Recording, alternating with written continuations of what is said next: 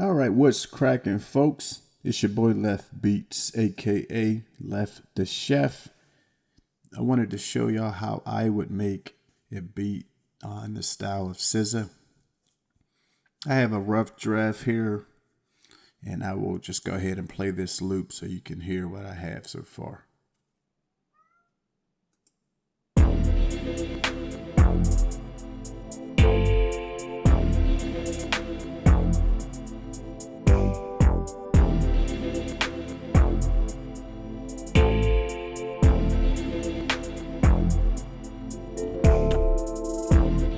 Now I'm going to unmute the 808 and then mute this synth bass here.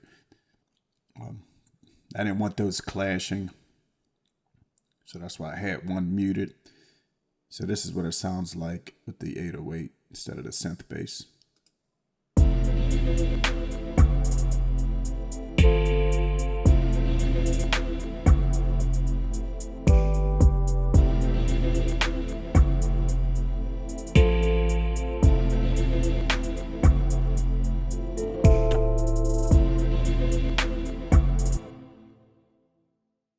So there you have it. That's all of the elements that I've created so far. And this is pretty much the beat. It's not finished, but as far as the instruments I'm adding, that's pretty much it. And I would only do, just some minor tweaks here and there just to spice things up. But as far as the basic idea, this is it right here. So let me go ahead and start off with the hi-hats. That's the first element I want to start with. And as you can see here, nothing too crazy going on here.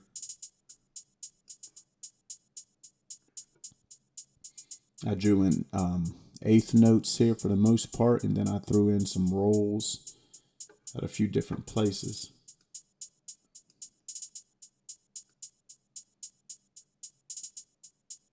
So let me stop these and I'll just explain what I did, because this probably looks kind of crazy and everything's a different color. That's not by accident. The color represents the velocity, so the darker it is, then the higher the velocity is, basically. And I didn't want all of these hitting at the same velocity, because number one, it sounds robotic, and number two, it's hard to get a nice little rhythm and groove with that. So I just switched up a few areas and switched up the notes and the timing just to give it a little bit of flavor. And I want to point something out here on this first bar. These three. Those are 30-second notes, and there's room for one more here, but I left that out just because I like the way it sounds like that. For instance, here's how it sounds. Now, if I go ahead and just add another one of these in,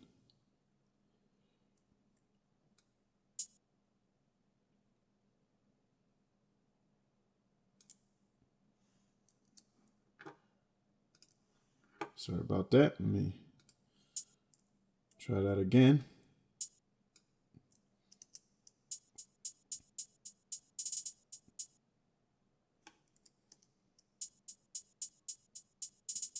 And I like that better. That's why I have it like that. And as you can see here, this very second one, I have the velocity pulled way down to 49, whereas this one's at 80. That's also a little trick I like to use. You could just do every other note and pull it down. But in this instance, I didn't want to, that would have been too basic. So I wanted to spice it up a little bit more than even that. So I just, as you can see, every couple of notes I have the velocity pulled way down to like 50.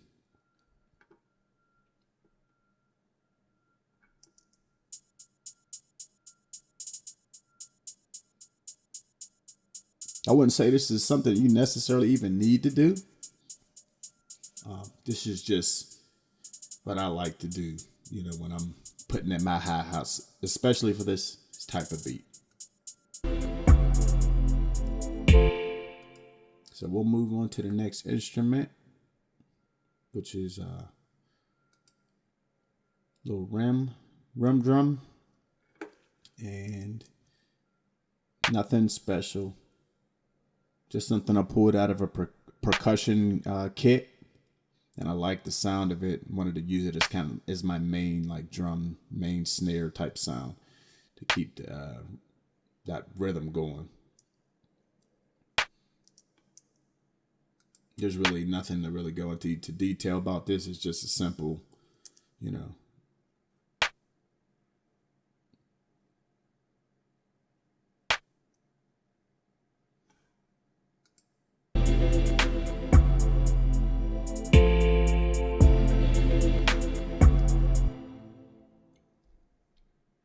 All right, so we'll move on to the next element. Some percussion I got here.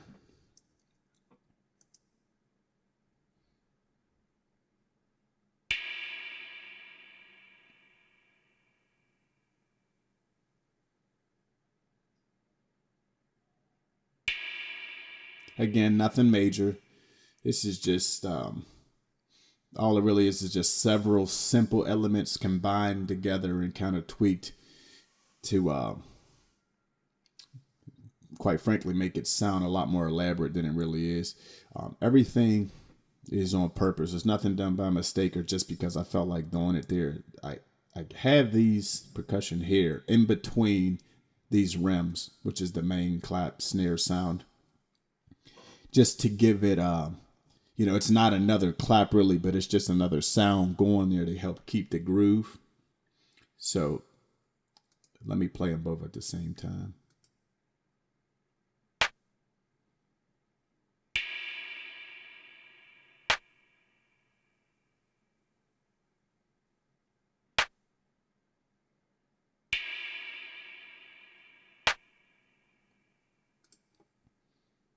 See, nothing too fancy there. Here's another percussion element. It's a little water drop sound that I wanted to throw in there. I think it's pretty cool. I use it in a lot of my beats.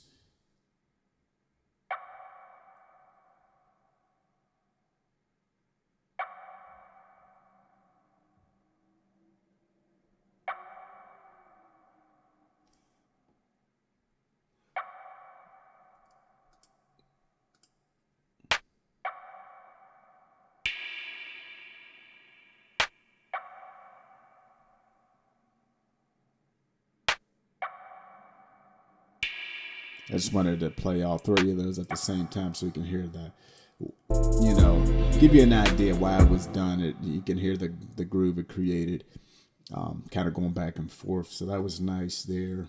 Again, nothing too crazy. Got another little percussion element right here.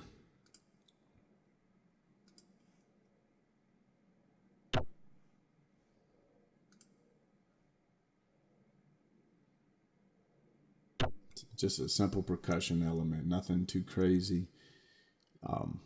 You might not even think it would add anything, but trust me, it definitely does. Just adds a little something to the groove, to the bounce and the rhythm.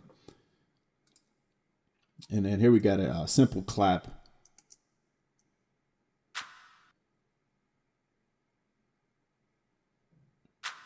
And I purposely have it sounding like that. You hear how it's not like hitting like normal, like a clap would. And that's just because I pulled it up in my sampler, and this is the attack envelope. I just came in here and moved that up a little, pull that back. What that's doing is that's just that very first portion of the clap, that first snap. I wanted to take a little bit off of that. So that's why I adjusted it. And you can hear how it sounds like just a portion of the clap wave valve is playing. And that's kind of what I wanted. I didn't want that very, very sharp, crispy part of this, the clap at the beginning, but I did want the remainder of it. So that's why it sounds like that.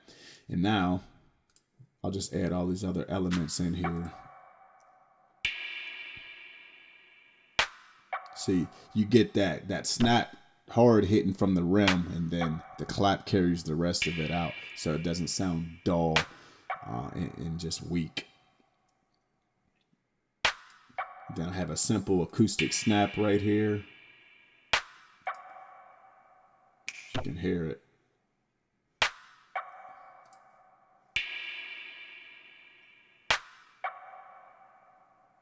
A little bit of reverb on it. Nothing too crazy.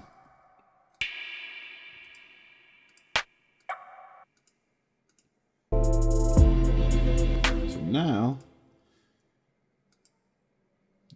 I wanted this synth bass in here. This is more so just one of my choices, not necessarily that I picked it because it was something that I could necessarily hear in the SZA beat, though I could. This is just something I like to do, especially with these type of beats. It's nothing too crazy. It just kind of follows the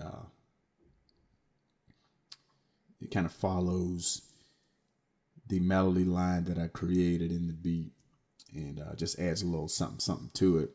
And it's also cool to have it when I pull out the 808 and I got the synth bass going. It kind of gives it a different mood a little bit. So this is what I came up with for the synth bass.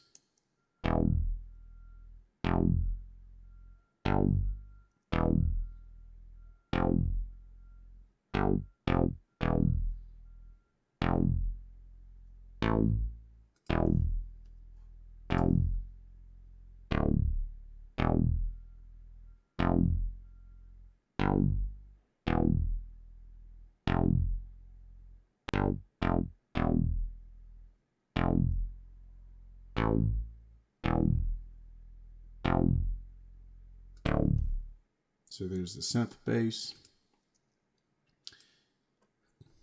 I had a mini piano from Keyscape that I added right here.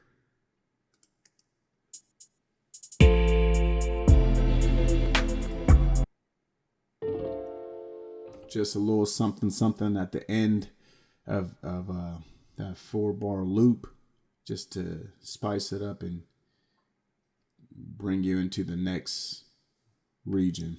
So I thought that was kind of cool. Again, here it goes.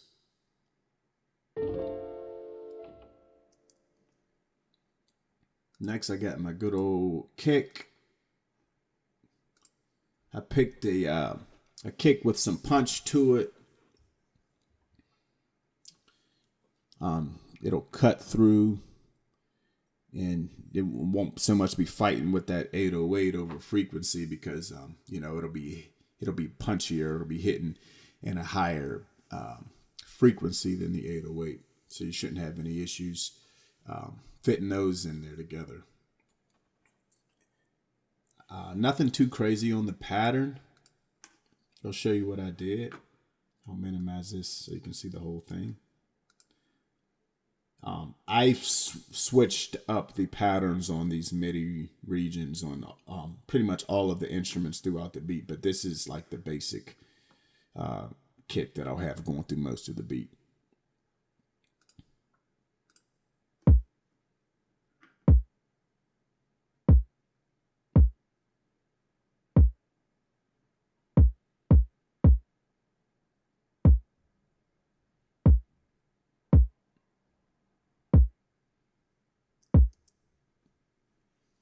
Nothing too crazy.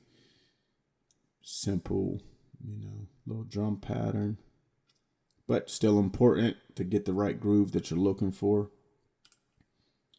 Same deal with the 808, nothing crazy, just following, that kick as far as when it's hitting, and just, kind of following the way I have the beat structured out as far as the notes. So here's what I got for that.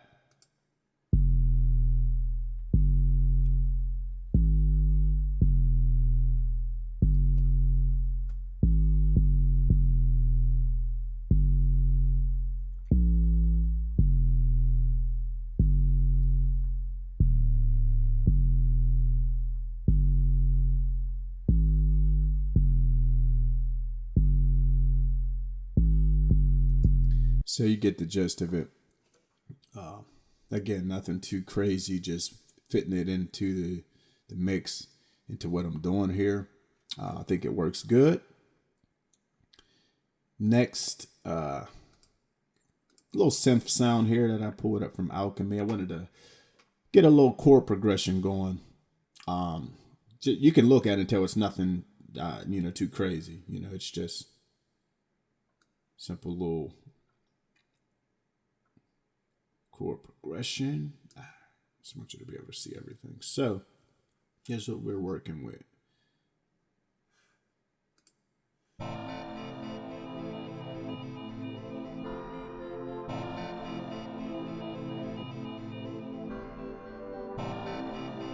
As you can see, I didn't quantize this. I didn't want it quantized. Didn't want it sounding robotic. If it's off the grid a little bit, or a little later, or a little early, that's fine.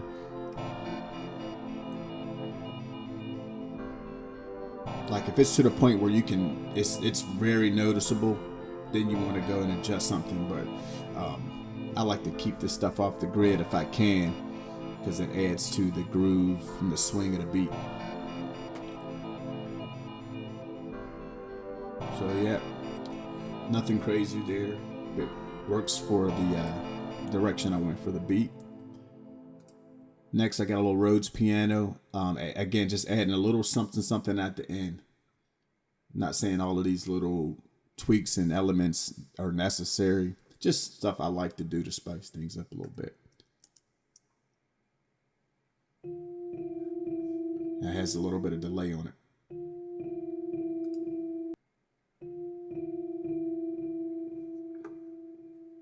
Let you hear it with this.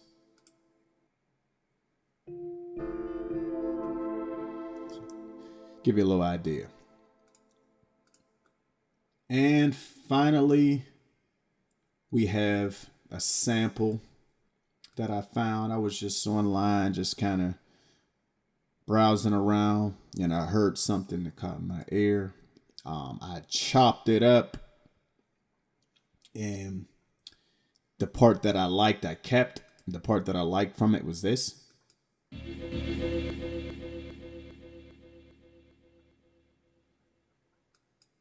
And I just have that going, Nothing too crazy. Here's what it sounds like just by itself.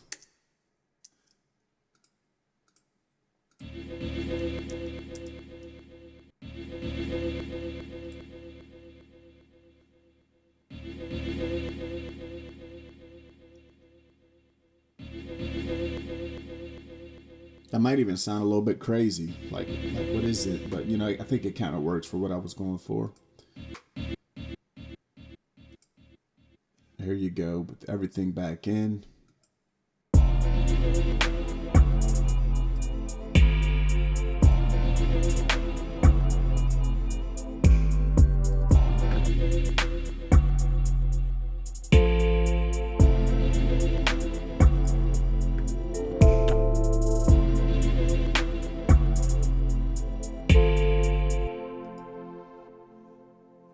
Now what I want to do is actually play the beat through a little bit, just to give you an idea of how I structured everything.